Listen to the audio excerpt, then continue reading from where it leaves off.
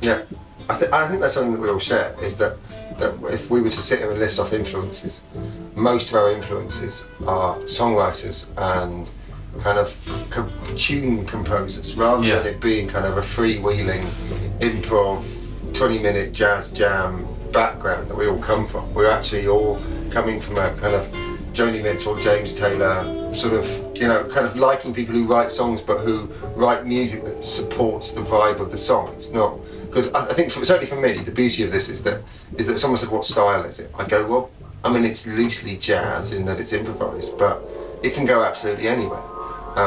That we get quite heavy on some gigs, other gigs are very much kind of ambient, spatial, soundtracky stuff, and then some just sound like pop songs desperate for a singer. I mean, it's really kind of interesting where it can go at any time, and I think that combination of influences, but also I think pivotal to this is a sense of trust.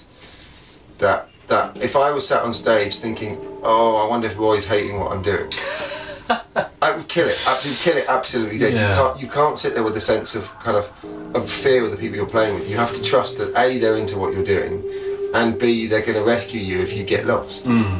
And I have a kind of pool of musicians that I've had that connection with. Most of them are the ones that I've recorded records with Theo Travis, Jez Carr, and Lobelia.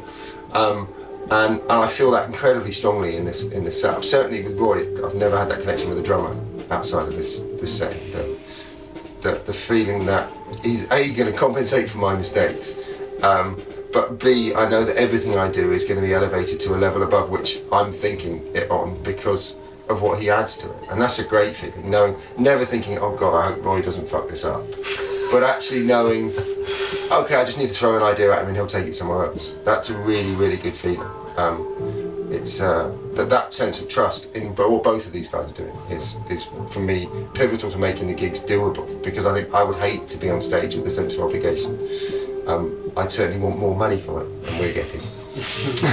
Also, I think sometimes our music is a bit like the soundtrack for a film. You know, it's almost like we're improvising to an imaginary film that we're not seeing, and it's a kind of, it's a film soundtrack in some way, sort of abstract. Well, there's definitely a relationship, with the place that we're playing in, because we've only played a handful of venues, but each time we do, there's something very different about it that reflects some of the space that we're in. I think that we played very differently at Greenbelt than we did when we played at kind of Swish Bar on Brick Lane, or we play at Darbuka, which is kind of my sort of improvised music spiritual home. I love it there.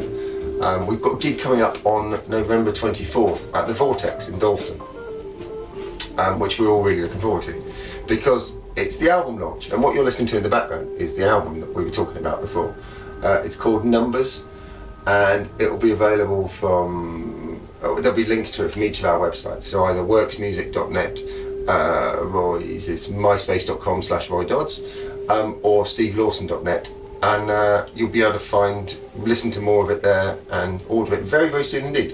In fact, even perhaps before this video hits the internet, you will. If you go over to any of those now, worksmusic.net, stevelawson.net, myspace.com/RoyDodds, you will be able to hear stuff from the record, find out more about what we're up to, and buy the CD and a ticket to the gig and all kinds of other exciting things. Thank you, gentlemen. Thank you. It's been very fun talking to you. We'll see you later.